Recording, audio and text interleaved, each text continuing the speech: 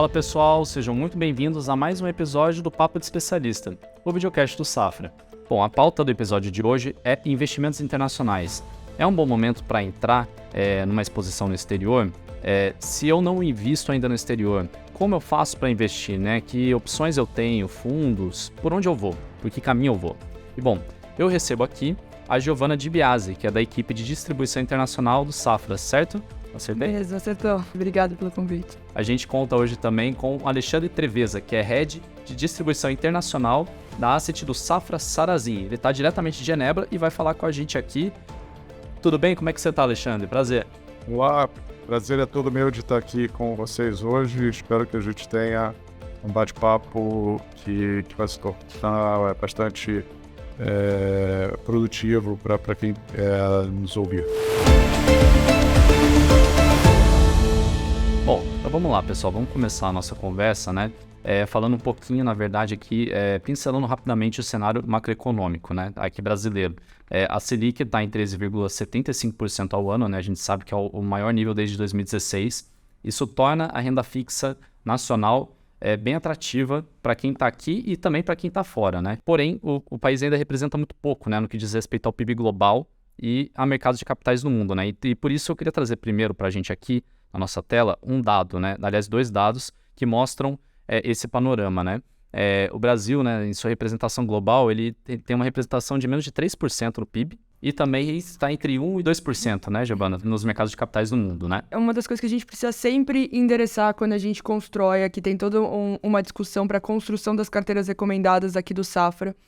Por mais confortável e conveniente que esteja adotar uma grande posição na renda fixa brasileira hoje em dia, né, com o CDI rodando tão alto da forma como que está, a gente ter uma visão míope e não olhar para outras oportunidades.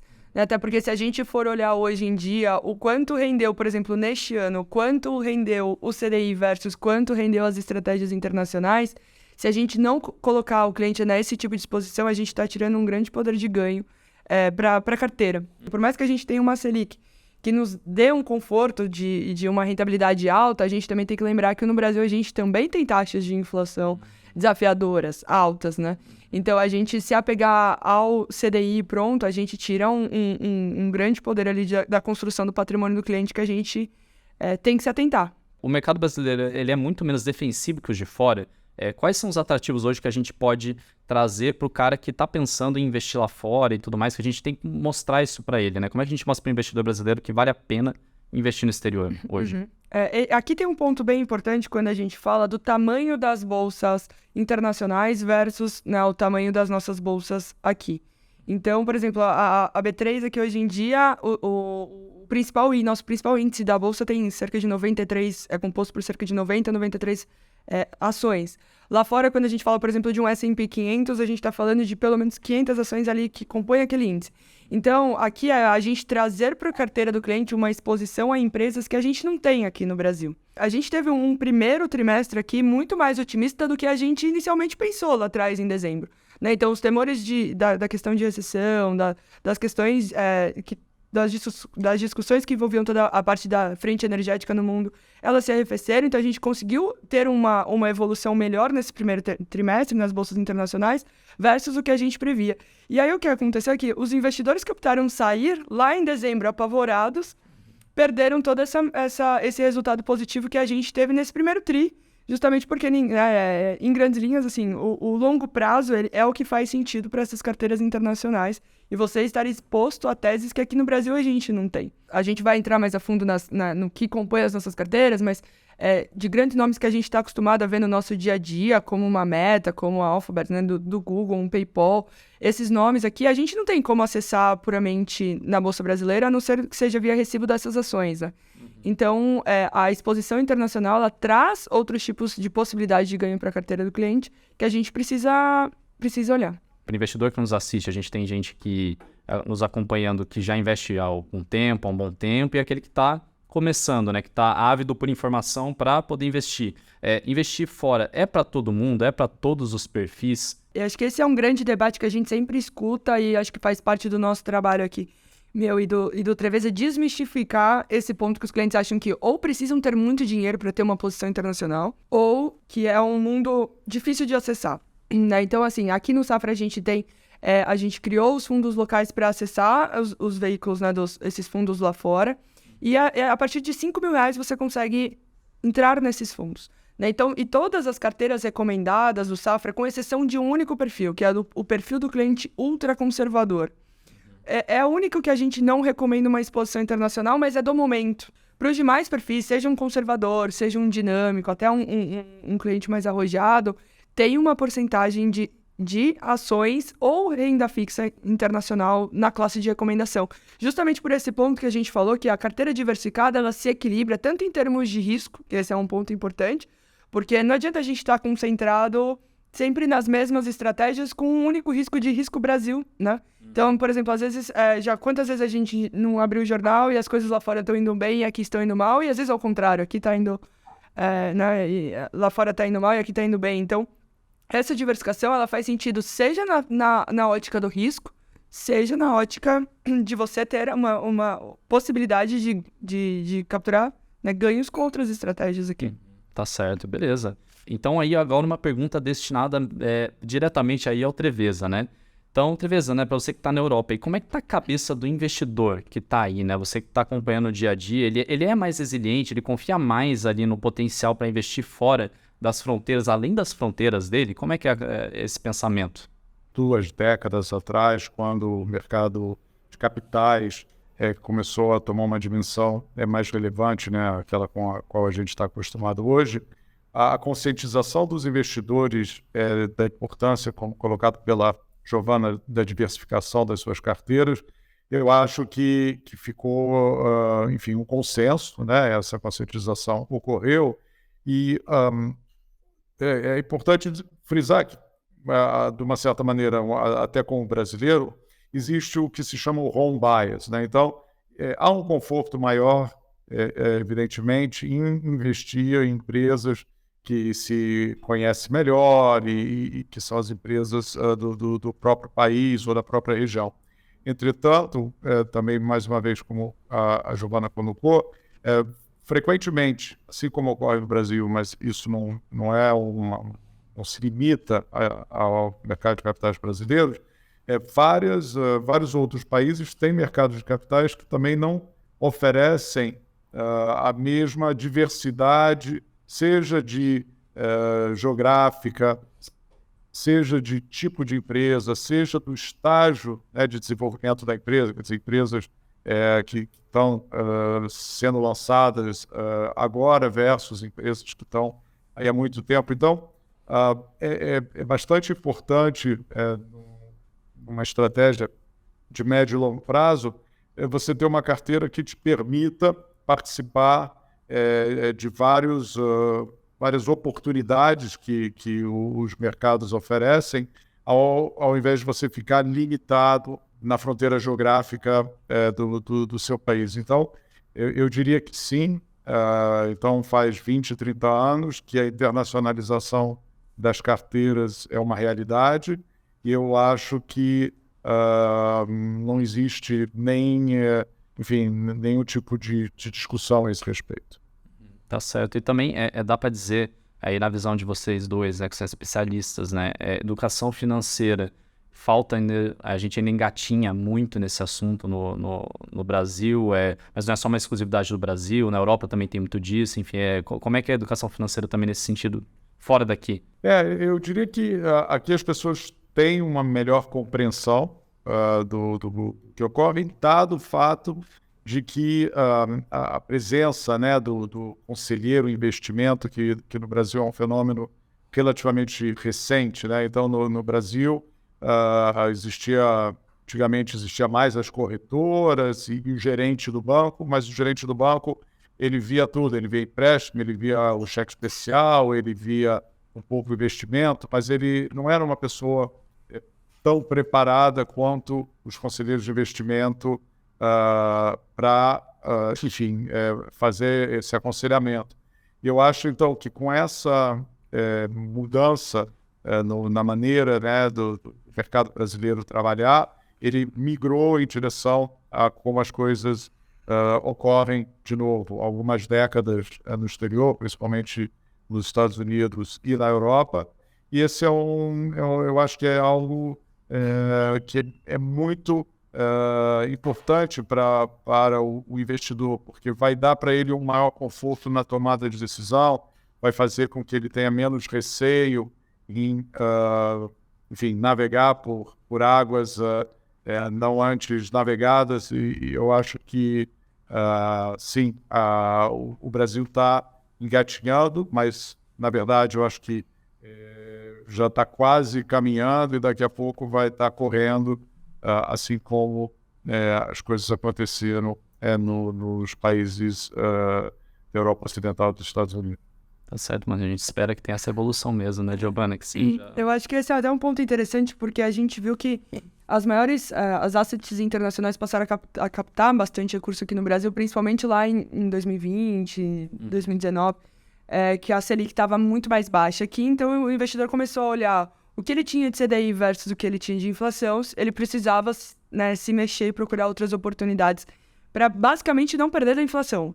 Então a gente viu que essa toada ela cresceu bastante nesse período, que foi até quando a gente também passou a lançar os produtos, né, os fundos do Sarazinho aqui no Brasil. Por exemplo, a gente tem uma das nossas principais estratégias aqui, o benchmark dele é o MSCI World, que é um índice de composição que leva vários países aí, as ações de diversos países do mundo.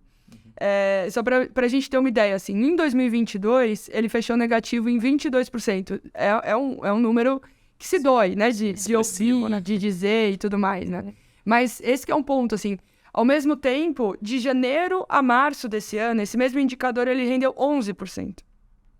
Então, assim, o cliente que fez esse movimento, por exemplo, de resgatar lá em dezembro, porque não aguentou a volatilidade de um ano inteiro, ele perdeu todo esse upside de um começo do ano, e que se esse mesmo investidor tivesse ido para renda fixa, ele só recuperou 3,25%. Nossa. Tanto os bancos quanto as corretoras têm feito um trabalho, né, como uma iniciativa dessa aqui, tem feito um trabalho que ele não é conscientizar o investidor, né, de como é importante a diversificação, mas também como é importante você entender os ativos que estão por trás dessas estratégias e entender que são movimentos sazonais do mercado. Até porque, se às vezes a gente só tem esse viés do Brasil, do CDI, da Selic, do confortável, se a gente só isolar os resultados de CDI mesmo, de 2012 para 2021, foi uma das piores classes de ativos que a gente tem. Só que é confortável porque se a gente entrar lá na nossa carteira do banco, a gente não vai ver uma posição negativa, né? A não ser para os clientes que tinham posição em pré-fixado, por exemplo, que a gente viu esse movimento da saída da Selic de 2 para a Selic de 13 que a gente tem hoje. Isso reflete, né, para quem tinha títulos pré-fixados, numa posição negativa. Então, esse que é um ponto sempre importante também, que acho que ele complementa isso que você citou da educação financeira. Quando a gente fala em investir internacionalmente, né, vem à cabeça, eu imagino, do investidor, né, Estados Unidos, Europa, mercados muito desenvolvidos com empresas muito fortes, né, mas a gente tem também os mercados emergentes, né, os BRICS, por exemplo, né, Brasil, Rússia, China, Índia e África do Sul, né, que é o bloco dos BRICS. Ultimamente, enfim, por vários motivos, né, tem estado aí no noticiário. E aqui eu trago também dados para a gente debater um pouco rapidamente sobre a economia da China, né, que alguns lugares, né, algumas instituições já preveem que a economia da China ultrapasse a dos Estados Unidos como a maior do mundo já em 2027, é o caso do JP Morgan, né? Mas ali tem outras que em 2028, 2033, 2034 é o caso da Austin Rating. Os BRICS, né, outros mercados emergentes, né, mais especificamente o chinês, vamos lá, eles também são umas verticais de crescimento para quem quer investir fora. Como é que vocês enxergam isso nesse sentido? Hoje, né, os mercados emergentes que você mencionou, assim como outros um pouco menores, oferecem oportunidades também muito interessantes de investimento, seja na renda variável, seja na renda fixa. E eu acho que é fundamental ter uma exposição a esses países também numa carteira diversificada, como a gente preconiza. A China, nós entendemos que é um mercado que nenhum investidor pode deixar de considerar, né, para um investimento. Uma economia que, como falado, tem crescido, né, nas últimas décadas a níveis muito interessantes e que, em breve, todo mundo imagina que vai se tornar a maior economia do mundo. Mas não somente, né, a gente deve pensar sob a prisma do tamanho do PIB, porém, nas oportunidades de investimento em si, historicamente, como o próprio Brasil ainda é hoje, né, os países emergentes, devido aos problemas de dívida da década de 80 e etc., têm controles de capitais, dificultando, por um lado, seu investidor doméstico investir no exterior e, muitas vezes, dificultando que o investidor externo invista no seu país. Então, a China, nesses últimos 10 anos, gradualmente tem aberto seu mercado de capitais. Hoje, ele é essencialmente quase que 100% aberto. Então, qualquer brasileiro, americano, alemão pode investir na China, tanto na renda variável quanto na renda fixa. A China deixou de ser meramente um país exportador e exportador de produtos de baixo valor agregado.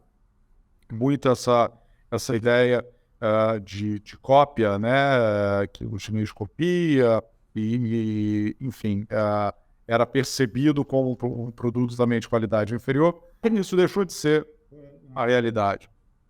Então, hoje em dia, o número de patentes, o número de pesquisa primária, né, em tecnologia, em saúde, energia renovável, enfim, todos os setores mais atrativos para o investimento hoje em dia, a China lidera não só a parte de pesquisa, como empresas líderes mundiais em vários desses setores. Então, eu acho que para o investidor que entende né, a importância da diversificação, o mercado chinês ele é um mercado que não se pode desconsiderar nesse momento. Certo. Você quer complementar, Giovana? Eu acho que tem um ponto interessante até do que o Treveza colocou aqui, é porque às vezes o investidor acha que é um mundo tão distante, né, o da China, e às vezes ele tem receio de entrar justamente por não saber o que tem lá, né? E acho que esse também tem sido um dos nossos papéis, de mostrar um pouco qual que é a linha da vertente da cabeça do gestor, né? A tese com que ele segue para compor a carteira de investimentos. E aí, quando a gente para olhar, a gente consegue perceber que isso está muito mais próximo da gente do que a gente imagina. A gente escuta, né, bastante o gestor que fica lá na China falando das teses que ele tem perseguido agora, né, daqui para frente. Ela está relacionada à parte de energias renováveis, tanto a solar e a eólica. Bom, aqui já é um fato, né? Assim, a gente sabe que isso é um trend e é uma coisa que veio para ficar e ela não vai mudar. A gente vai... E seria, assim, míope da nossa parte a gente não querer estar exposto a empresas que vão capturar esse tipo de ganho, né? Então, por exemplo, quando a gente olha alguns dados básicos, a gente tem alguns estudos que estimam que até 2050, por exemplo, 65% da produção de energia mundial vai ser de energia renovável. Então, não faria sentido, por exemplo, eu ter na minha carteira uma posição numa empresa que é a segunda maior produtora de painéis solares no mundo.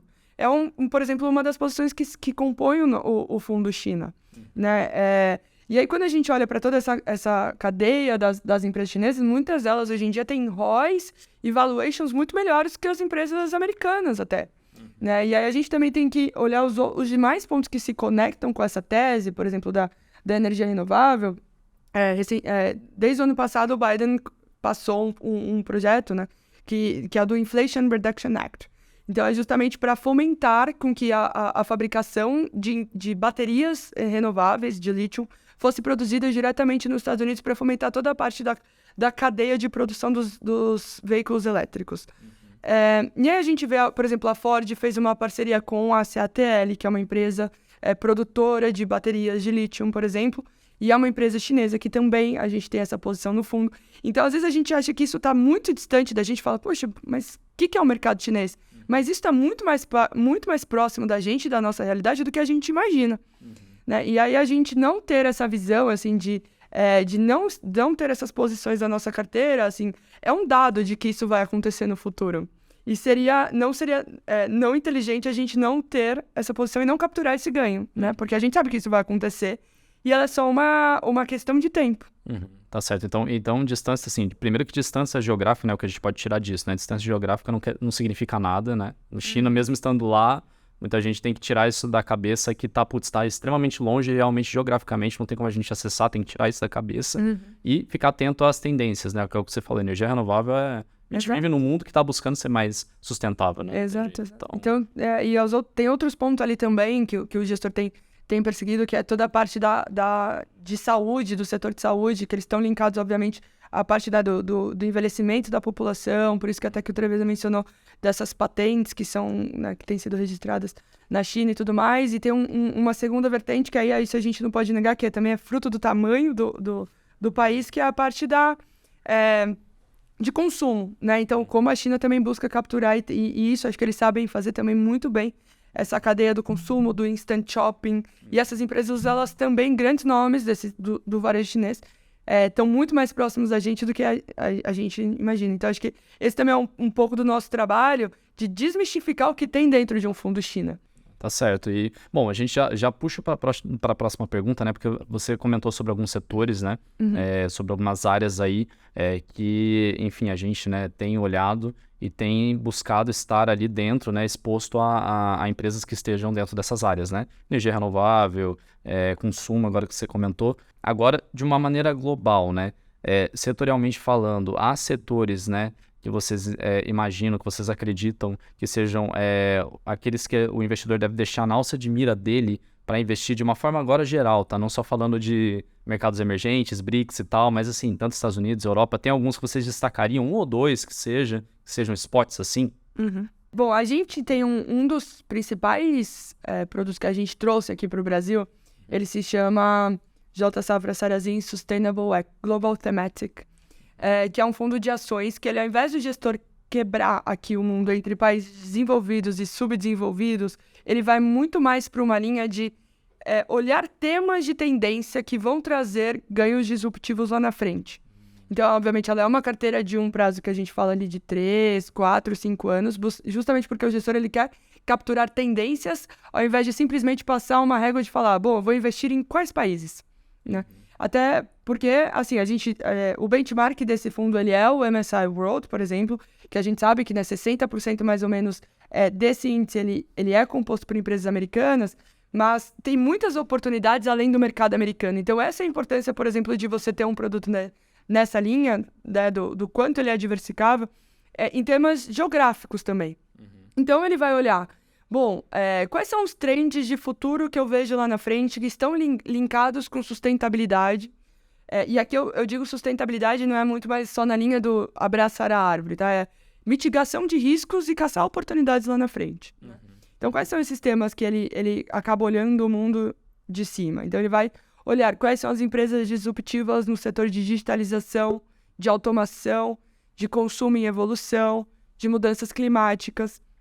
E esse é um ponto aqui também que a gente sabe que todos esses pontos aqui são temáticas que estão no nosso dia a dia. Então, as empresas que compõem aqui a carteira, quando a gente fala assim, são empresas que a gente já usa. Então, tem empresas aqui como a Meta, o Alphabet, a Microsoft, a NVIDIA. São empresas que estão no nosso dia a dia e tem algumas empresas de outros lugares do mundo, tem algumas farmacêuticas também, algumas empresas relacionadas ao consumo. Também não só, né, que geralmente as pessoas falam investimento internacional, associam rapidamente a Estados Unidos, mas muito além disso. Então, essa, por exemplo, é uma tese global, de ações globais, que quer capturar esses trends lá na frente de acordo com esses diferentes temas, ao invés de olhar só para uma geografia específica. Bom, Treveza, então, você quer complementar, Giovana? Sim, eu acho que o momento atual, né, que a humanidade vive, ele é um momento bastante especial, onde houve movimentos bastante importantes de transferência de motores de crescimento e desenvolvimento nas diferentes economias. Muitos desses setores não estão representados no mercado de capitais brasileiro, né? A economia brasileira, ela que tange principalmente essa parte de tecnologia, inteligência artificial, toda essa parte de dados, toda essa parte também de pesquisa na área de saúde, não são atividades que a economia brasileira, hoje em dia, tem uma representatividade interessante no mercado de capitais brasileiro. Então, esses fundos que a gente trouxe para o Brasil, eles permitem ao investidor brasileiro acessar, então, esses novos motores de crescimento e que se somam aos previamente discutidos de energia renovável e tudo mais hoje que a gente vê na televisão, lê na mídia e que eu acho vão permanecer num desenvolvimento bastante acelerado pelos próximos anos. Tá certo, beleza. Bom, então caminhando para o final do nosso papo aqui, né, gente? A gente poderia ficar o dia inteiro falando sobre, né, investimentos internacionais, mas, né, hoje o Safra ele oferece, né, fundos com estratégias ligadas a diversos setores, inclusive setores disruptivos, né, que é o que a gente falou um pouquinho aqui. Então, só para fechar, eu queria que vocês falassem um pouquinho, né, mais sobre algumas outras opções que a gente disponibiliza hoje para os investidores aí terem uma exposição lá fora.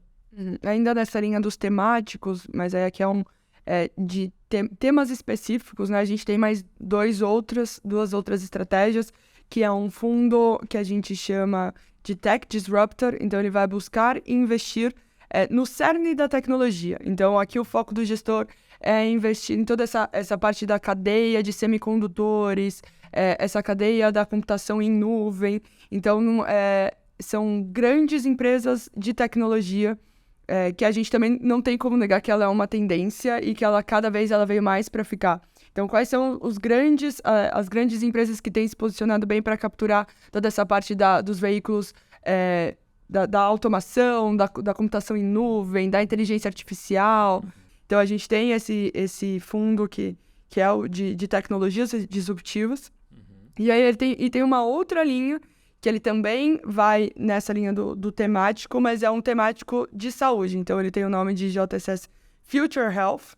Então, ele vai olhar para empresas do setor de saúde, mas também nessa linha do tecnológico, né?